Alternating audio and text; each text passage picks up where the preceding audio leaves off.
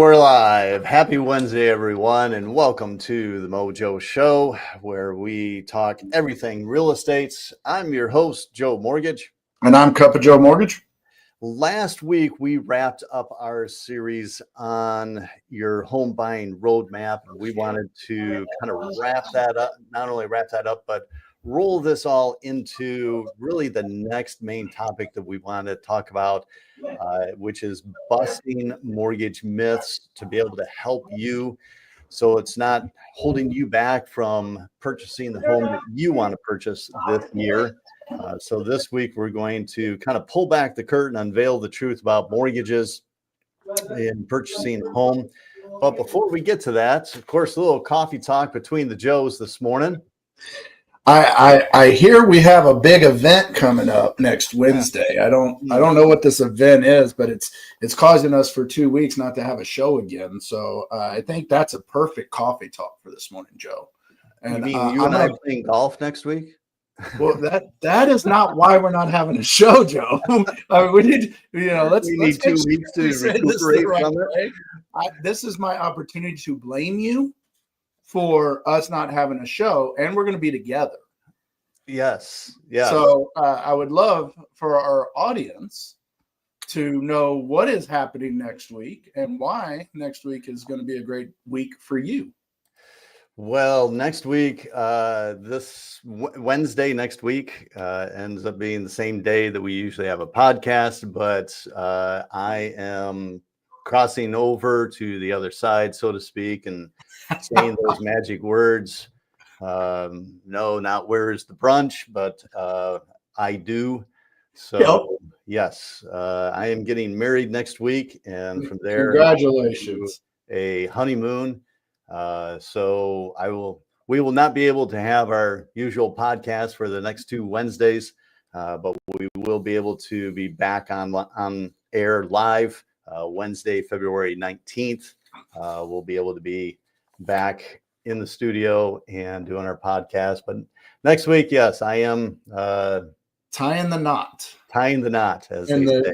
The words that I will give you for encouragement and also for a good life is yes, dear. Whatever you want, honey. Let's go, honey. Sure, sweetheart. Notice all of those were positive reinforcements of your relationship. Yes.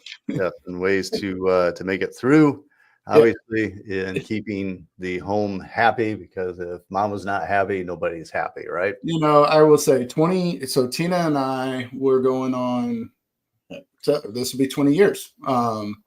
And in April. So we'll be celebrating our 20 year. And I will tell you, man, I know you've been married before. I've been married once before Tina. Luckily, that was only for 2 years, but and no children. So that helped. But Tina, we have our ups, we have our downs, but I will tell you, she is the most supportive person in my life. And I have a very supportive family. But without her, I don't know if I would make it through the things that I've gone through in life as an adult. So I'm looking forward to meeting your fiance in person. Finally, yes. Yeah. And I appreciate you guys including me in your day. So I'm looking forward to coming down. And yes, we are playing golf next Wednesday. So we will be, we'll post some pictures out there for us. Yeah. We'll take some pictures. We can use those on the short videos and all that stuff of swinging a golf club. I mean, we could actually do the show from the golf course live. We could do that. Well, you know what? We might talk about that. That would be a good blooper roll probably later on. We'll do some videos of us making the swings on those par threes. And, I will see the ball go to the right, go to the left, nothing on the green. Yes, absolutely. I'm just looking forward to coming down and hanging out and having fun, bud. Well, I always told myself that, in getting married again, if that were ever to happen again, that on my wedding day, I want to play golf, right? I want to play golf on my wedding day. And after the round of golf, then just head straight to the wedding. Yep. Get ready and go to the wedding. Well, I am excited. No, I'm still going to be in my golf outfit and the spikes on and everything. Yeah. Well, running down the aisle. Yeah. Wait. Oh, man, I'm going to age myself, but grumpier old men. That's what that reminds me of. Oh, yeah. Where awesome they movie. stop to catfish and run in with the boots on to, Yes. to the wedding. Yeah, that's what we're going to do. Well, that's awesome. Well, I know our show today, we've got some good things to talk about. We're going to be going over the myths. The one thing is we love audience participation. So when you are listening or if you're jumping on and it's between 9 and 9:30 on a Wednesday, we want to hear your comments. We want to hear your questions. If there's something you don't like about our show, tell us. We would love to know what you don't like so we can change it up. If you do like things that we're doing, please ask the questions and, we'll go from there. But I'm going to put this little thing in the ticker because now we're going to start into mortgage myths. Joe, can you kind of tell them what we mean by mortgage myths, like define it for them so that way when we get into this, they know what we're talking about. Yeah, exactly. So there are a lot of myths about mortgages that people, whether it's your neighbor, a family member, coworker that, will tell you certain things, even though they've probably only done one mortgage or maybe two at the most, right? They seem to think that they know everything about mortgages, when yet a lot of times the advice that is given to people is wrong. So speaking with a mortgage professional like ourselves, both Joe's here, we can help debunk a lot of those myths because we don't want that holding you back from your dream of owning a home, right? I'll give you a prime example in asking you, Joe, in purchasing a home, there's a myth out there that people think that they need 20% of the purchase price for the down payment. Now, is that true? So, no. We're going to go with the easy answer. I thought that was an easy yes or no question. It looked like you were going off on something. I was about to go down a different path. I'm trying to do things. The 20% down payment, the payments and things like that, those are always the hard ones. And the reason I say that is because when I was growing up, that's what my dad always said. You had to have this, you had to have that. Well, those times are way gone. I would say I've been in this since 2001, right? I got into mortgages then, and we were already not doing 20%. So I love it when people say, I have to have this. I don't know who you're hearing this from, but your grandparents probably should stop talking to you about what mortgages are and talk to a professional. There are different loan programs out there, like VA, Joe, right? We do a lot of VA loans. We love our military. We love our veterans. We love our active duties that are transferring, that are wanting to buy a house instead of living on the base because they're starting a family. I do a lot of those out in Louisiana. I do some of them out in Colorado. So if you're looking in those areas because you're active military, please let me know. But like VA loans are 100% financing. There is no down payment required. Now, again, we've talked about VA myths, and we'll probably do another show about that. That does not mean you are $0 out of pocket. That just means your required down payment is zero. So that one's a good one. USDA loans, I know there's a bunch of talk going on in the politics right now, and oh my God, federal loans, federal grants. USDA loans are backed by the government. FHA loans are backed by the government. So I'm kind of going into another myth that just came up recently, right? Yep. They're backed by the government. The government does not fund the program. So we don't get our money from FHA, HUD, whatever you want to call it. We don't get our money from USDA. Our investors have the right to back them by the government program. That doesn't mean our lending is stopped for FHA and USDA. So USDA is 100% financing also in certain areas. And then FHA is 3.5%. And then conventional loans, you're at 3%. It just depends on what fits your appetite at that time. I mean, what is your kind of thought about that 20% down payment myth? Well, and good question. If I could just elaborate on one thing that you said, as far as the FHA being 3.5% and conventional 3%, keep in mind that's if you're a first-time home buyer. If you already own a home, right, and you're selling it and going to purchase another one, for conventional, minimum is going to be 5%. Right. Okay. Which, that if you already own a home, you're selling it to go buy another one, the equity that you have in your current home should easily cover that 5% and more. Right. Yeah. Well, so I'm going to kind of bust you on something real quick. So here we go. On conventional, on conventional, if you are 80% of the area median income, right? So if the median income is 100,000 and you're making 80,000 a year, you're at 80%. You could qualify for Home Ready, Home Possible and get 97%. You don't have to be a first-time home buyer. Yep. So again, those myths are out there because they were based on guidelines, in my opinion. But there are other ways around it that Joe and I both know how to do them. We know how to look for these other options. And then FHA, as long as you don't have an FHA loan and you're selling that one that you had an FHA loan on, and you're buying a new one, and let's say you're not getting the equity out of the house you want to, you can do a 3.5% on FHA, not being a first-time home buyer. You just can't have both of them at the same time unless there's a transfer and there's mileage, and that's a whole nother show that we'll get into. But and that also brings up the down payment part. When it comes to not being a first-time home buyer, don't think that you can't do it without having a good down payment. You can do it with 5% down, easily on conventional. So the down payment one, that one is the big one. And I think people wait too long to do it. So Joe, I'm going to bring up something off topic. Hey, woohoo! Let's see. It only took you 11 minutes to do that. Back to my old self. Hey, last show I didn't go off script at all. That no, I did. So, I finally did at the end. So you have the floor, please. You get two of them this episode just because you did your last. Okay. So going with, I don't even know where I was going now. I completely just spaced. My mind went off the squirrel. It exactly was. Okay. So the myth, one of the myths that we're talking about is the down payment. I want to know, there's a big one out there that you cannot have 2 FHA loans. You cannot have 2 VA loans, right? So if you have one, you can't have it again. Is that a truth?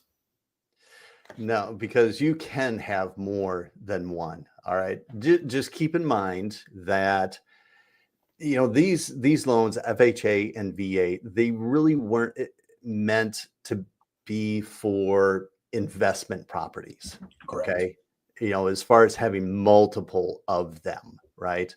And I say that, but yet with FHA, I love to see people using, especially as a first-time home buyer, an FHA loan, 3.5% down to buy like a duplex or a quadplex, and live in one of the smartest investment purchase that you could do.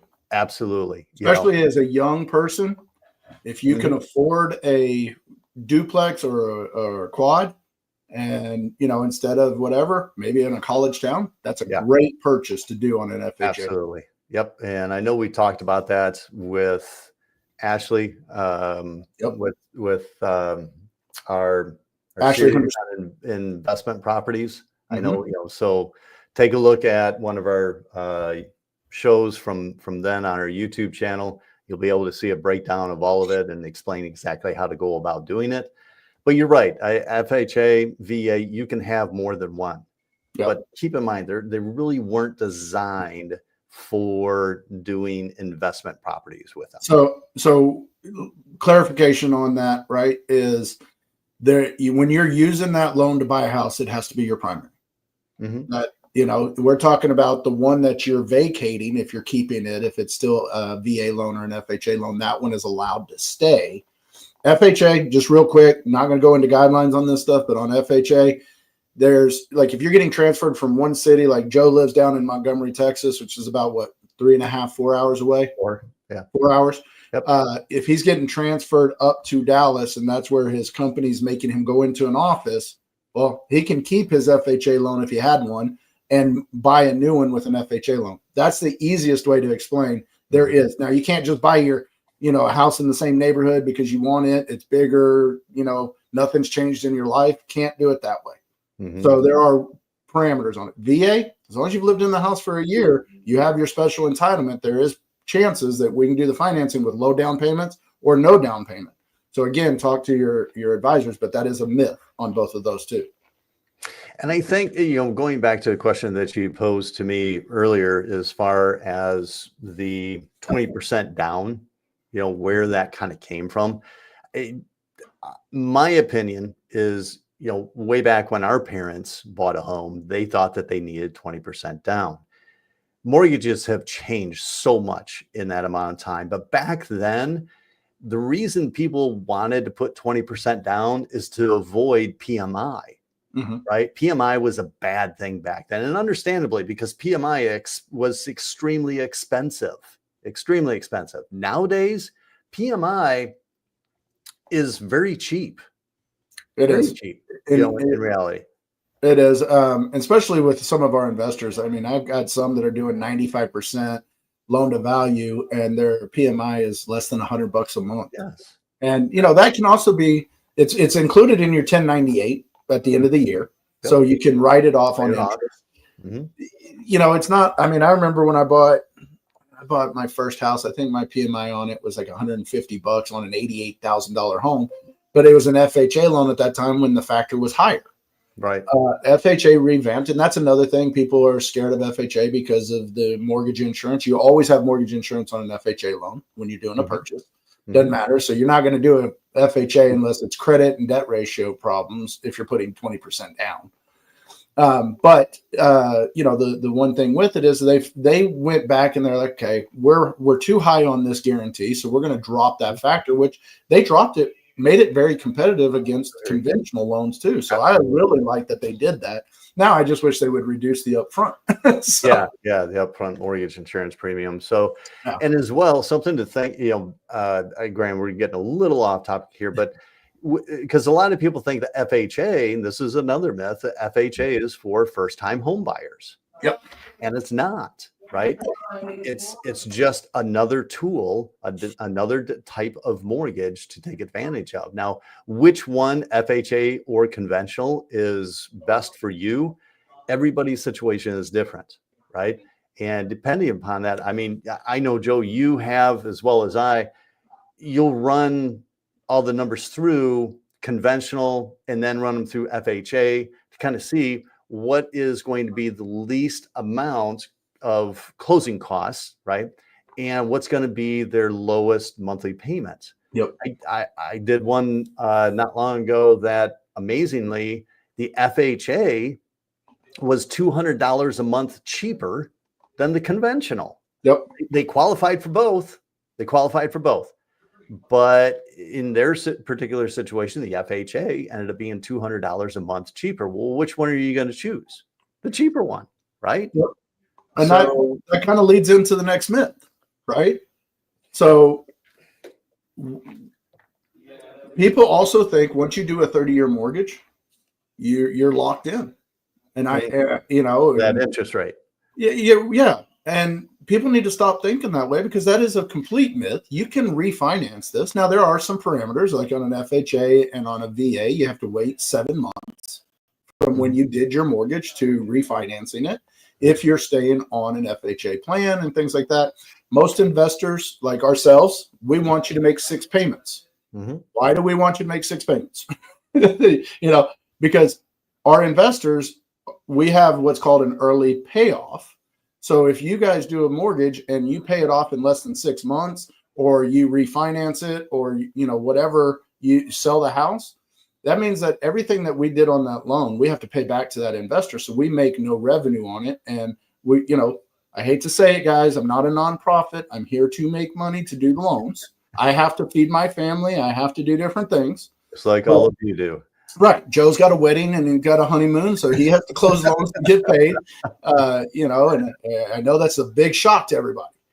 But, at the end of it, we are trying to make sure those things are put in the right order for you. Mm-hmm. And so the difference between an FHA conventional, we don't get paid different on them. So that's why we look at all options. Yep. It doesn't matter which program we're putting you into, but the $200 savings, because right now investors on conventionals, yes, they can go to Fannie and they go to Freddie, but there's no real guarantee. So the rates are a little bit more on a higher basis because of the risk on them, I think, versus an FHA or a VA. Our rates are better on those right now. So in your case, if they had okay credit, but not perfect credit, then that PMI mortgage insurance on FHA is going to be better because they don't risk base it off of credit. Right. That's a big difference. And as well with the FHA, like you were saying, the interest rates right now are lower than conventional. So if you're conventional and you're right around 7% on an interest rate, you're probably going to be in the low sixes, I want to say, on an FHA, right? Today's market, probably mid sixes. Okay. So your interest rate's definitely going to be lower, but what you were talking about to kind of roll into is that those interest rates, whatever interest rate you get, you're not stuck with it for the next 30 years. Right. Okay. And this is something I was actually talking with a realtor on yesterday, is that, people need to, I think they all got spoiled with the interest rates, in the 2s and 3s a few years ago. People need to not focus so much on their interest rate. What they need to focus on is their purchase price. Yep. Right? Because the purchase price, you can't change that, right? Once you lock in that purchase price, that's it. It's locked in. But your interest rate, that you can change. Yep. So stop focusing so much on interest rates. Focus on your purchase price, because that house that you want today is the cheapest that's going to be purchased for. If you wait a year, you're going to pay more. Yeah, especially if rates start dropping the way that they're talking. But it will be in 20. I mean, I swear we push it back all the time. It was going to be, first quarter of 2025, second quarter of 2025. Now it's first quarter of 2026. Right. So, everybody's got to get off of the notion of I'm waiting for rates to get back in the fours. Stop. Exactly. There's so many other things that you need to be thinking about, because you can refinance it. The reason I was bringing up the 6 months and I kind of got off track on what I was thinking was, you can refinance it, and we're going to be watching that market and doing these things for you, especially if you're our clients, because we're doing these reviews. We're making sure we're touching base with you probably 2 to 3 times a year. Mm-hmm. If we're doing the right things. And that might be a touch point on email or whatever, but we're here to help you on that. So don't think that waiting for the rates to go down is a smart option, because it's not, which kind of leads into another myth, because I know we're getting to that time and we've only gotten through 2 myths or 1 myth really, but and not to sidetrack you, Joe, but please, I mean, I know we're, kind of starting to get towards the end of the show. If you've got questions on this stuff, please post them, right? Yeah. Joe and I are here to help you with it. If your neighbor told you something and you want to verify it, or, a family member, post it, put it in the comments below. We would love to be able to use it to discuss and help you with. So, or if you're talking to a mortgage person right now that gave you an answer that you don't know if you believe or not, ask us. We're we don't have any, skin in the game. We're going to tell you the truth around it, or we're going to be like, hey, they're telling you the truth on that one. Mm-hmm. So, but the perfect credit. Okay. This one, to get pre-approved, to talk to a mortgage person, everybody's like, oh man, my Credit Karma is showing me at a 640. I can't buy a house right now, or my Credit Karma is showing me at a 700 and I know my score is going to drop. Credit Karma is not your real score when it comes to mortgages. Sometimes it might match. Most of the time it does not. Let us build out a plan for you. You do not have to have perfect credit to qualify for a loan. Mm-hmm. We have programs. Now, make sure you understand this. We have programs if you have, some challenging credit. Let's go with that versus poor. Yeah. Everybody's got things that happen in life. So challenging credit, if you have above a 500 but below a 580, there are programs. Mm-hmm. Now, they're going to be a little bit harder to get. There's some guidelines we have to go through. You're going to probably have to put a bigger down payment. So if you have no money, building out a plan with a professional is a great way to save up. Mm-hmm. And one thing I've done, Joe, this is again off topic, is I have these clients that we're trying to build their credit, trying to get them going, and their rent payments right now are like $1,100, $1,200 a month. Wow. The new mortgage is going to be like $1,900 to $2,000 a month. Okay. So what I've started doing with some of them is, okay, you have $800 difference in the payment that you're going to do versus where you're at today. Mm-hmm. Mm-hmm. So we have, usually my plans are 6 months to 12 months. So that gives me $800 a month that you need to put in a savings account. every single month. After Yep. you pay your rent, you put that Making in. that payment now. That way you're prepared for that payment when it Mhm. comes up, but also that's a good way to save up a couple $1,000s before closing. Right. So those are things that when you're having credit challenges, it's still smart Mhm. for you to talk to Joe or myself, and be able to buy a house, because FHA will go down to 500, 580s and things like that. So there are different ways that we can do it. Oh, we just had a question pop up. Let's take a look here. See, let me pull this up here. And Eric, thanks for listening in. Definitely want and thank you for posting your question on investment properties for mobile homes. So, what kind of loans are available for investment properties that are a mobile home purchased through his LLC? Yep. Not a mobile home park, but a single property with a mobile home. So let me touch on that real quick. What he means by that, everyone, is not in a park, but a single property. Is when we lend on manufactured homes. I don't care if it's a single wide, if it's a double wide, it has to be considered real property. The only way you can be considered real property is if you own the land underneath that house. So that's what he's meaning by this. And Eric, great question. I will tell you, I have searched and I've searched to try to find investment purchase opportunities for manufactured homes. Found them.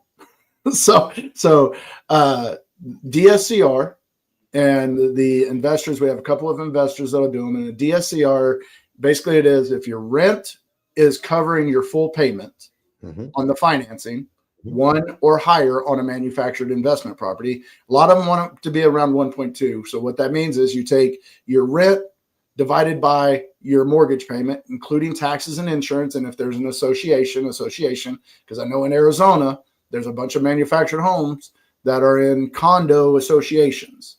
But that's where you would be looking at doing it as a DSCR in your LLC's name. We run mortgage only credit. So we're not taking all your other debts into account. And we're doing strictly on if that property is cash flowing or not. Right. And usually those require 25% to 30% down on a manufactured investment. I do not have one I think I have one that would do 80, but the rates are really high. Yeah. So I would say 75 or 70% loan to value. Puts you in a better position. Yes, a much better position. And it also helps you make sure that your rent is outrunning your payment. And when you say the rent ratio of 1.2, right, what we're talking about, let's say that, just as an example so people can understand as far as the numbers go, let's say that your mortgage payments, including property taxes, homeowners insurance, and that Joe was talking about, is $2,000. Okay, well, 1.2 of that is 2,400. Right. So you need to have an income coming in, right? Rent needs to be 2,400 or more for that 1.2 factor to exist. Yep. Yeah. And thank you for explaining that, Joe, because I'm doing one right now for a client, not on a manufacturer, but the rates are not that far off from a conventional investment purchase. And that's what I like about it. Now, as an investor, you're going to have to understand you might have points on there. I've seen some of them as high as 2 points. I've seen some of them as low as, a half a point. And rates are going to be in the high 7s, if not 8s, on things like that. An investment property purchase on a manufacturer, you're probably looking in the probably low 8s, in my opinion, maybe 8.25, 8.5 in that range. It depends on your credit score, because you do want to have a good credit. But Eric actually just said down, 25% down with a 1.25 on a DSCR. Yeah, that one you could get almost all day long. Eric got a couple of investors for that. And here, I'm going to put this out there real quick. Eric, email Joe or I if you have more questions or if you want to look at some of this stuff. I don't know, Joe, if you know Eric. I do, actually. Yep, okay. I know Eric. So Eric, feel free to reach out to me. We can discuss further. But as well, Joe, that in granted, we're talking about DSCR loans because those are great for investment properties. This may be a property that qualifies with a conventional loan, though, right? Good. just a standard conventional loan. So, there are options out there. It just depends on the situation, right? Yep. But we'll run it through all the different programs to see what's going to put Eric in the best position financially, obviously. Yeah. Um, But if he's wanting to close in the LLC, that's the only thing. DSCR is the only one I know will let you actually close in an LLC. Oh, he does LLC. Yep. Conventionals will let you close it in your personal, and then you can change titling later. There are some parameters and things like that. So make sure you're talking to a title company, talk to your lender, make sure that they're okay with it. But Eric, great questions and great information on that. So we're going to end up doing this, busting mortgage myths in a 2-part series, obviously. So you knew that was going to happen. Yeah, we were, right? I mean, a half hour goes by super quick. So it might be 3 sessions to tell you the truth. I mean, we've got a couple of myths. But before we wrap things up, just to reiterate as far as credit scores, right? Now, Joe and I are actually helping a veteran right now with a credit score of 569. And is that a great credit score? Even an average? No, it's challenging. It is. But we're still able to help that person, right?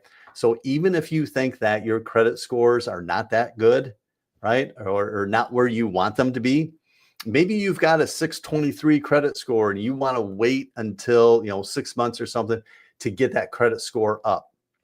Here's what I would suggest. I think both Joes here would suggest to you: purchase the home now. It will help your credit score over the next 6 months to go up. Okay. And when it is up where you feel it needs to be, 680, 720, whatever it is, refinance then and get your better rate. But again, locking in that purchase price now is more important than your interest rate. Yep. Okay. So if you have a credit score that is in the 500s, 600s, we can definitely help you.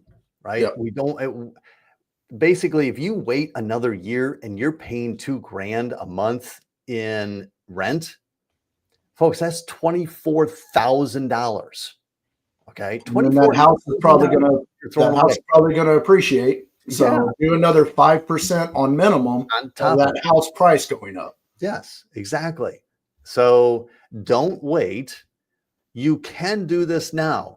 Don't believe all the myths out there that you have to wait, and don't listen to the myths in your own head, right? Because those are the ones that end up holding us all back, right, from reaching any of our goals, not just owning a home, but a bunch of other things in life, right? Yep. So don't listen to those myths in your head. And we can help you overcome that. And right now, sellers are willing to give concessions in certain areas. Mm-hmm. We can use those concessions to do what's called temporary rate buy downs, to where we can actually, your qualifying rate, your first year, you could have a payment that's 2% lower than that qualifying rate. Right. So there are ways of us getting you better payments until that credit score goes up also. So that is a great way of saving the first year, trying to see what's the market going to do. There are things out there to make you better and make your payments better. So don't wait. Get a hold of us. I already put our emails up there. I'm going to put them up again. We are here to help you guys. We are here to answer questions, but we're here to do loans for you more than anything. Yes, absolutely. And I know we're over time already. Of course, it kind of goes by fast, especially when you get just the two of us on here talking, right? We didn't have a special guest today, which was unusual, but we wanted to be able to really try to focus on some really good educational information for all of you, especially being that we just wrapped up the home buying roadmap, right, for everyone to be able to help get you ready for purchasing a home this year. We want to be able to continue that education by dispelling all of these myths so that you can have the opportunity to live the American dream, right, of owning a home. That is the American dream. And it's one thing that I know both of us enjoy about our jobs so much, especially first-time home buyers, and helping them to accomplish that. So hopefully the information today has been super helpful for you. Stay tuned for 3 weeks from now, right? Yeah, February 19th. Yep. Sorry for the delay, folks, and 2 weeks without it. But well, I don't know. We might pop on for a little bit next week and have some Yeah. videos of us golfing, and we might put a myth out there. We'll talk about one myth, but it'll be a shorter show. I always say that. We'll see what happens. But I'm looking forward to it. Hey, everybody that listens, everybody that loved and liked our show today, thank you very much. Please, please, please. I know, Joe, this is your bit, but I'm taking over. We are on a mission to increase our subscribers. We want to get to 1,000. We're nowhere close to that. we're over 50 now, which is great. But please go to the Mojo Show Real Estate Podcast on our YouTube channel. Please like and subscribe to it. We have other videos on there. We have some blooper take on there that I know you could go back and watch our first one. That was the blooper. No, please don't. We are horrible. I've gotten into a character now that I like, and it's just me. So, but please go to our YouTube channel, like and subscribe. Help us get to 1,000 subscribers. We really do appreciate y'all's support and watching our shows too. And thank you to everyone for tuning in, watching us today. Hopefully it's been helpful information. Thank you, Eric, for your questions and everything. So tune in 3 weeks from now, and we'll pick up with the continuing busting the mortgage myths. Any last words of advice, Joe, for our listeners before we leave? Just keep practicing. I do. Yes. Yes, Whatever. I love it. There you go. Well, I am Joe Mortgage, and that handsome guy with the beard on is Cup of Joe Mortgage, and we'll see you next week.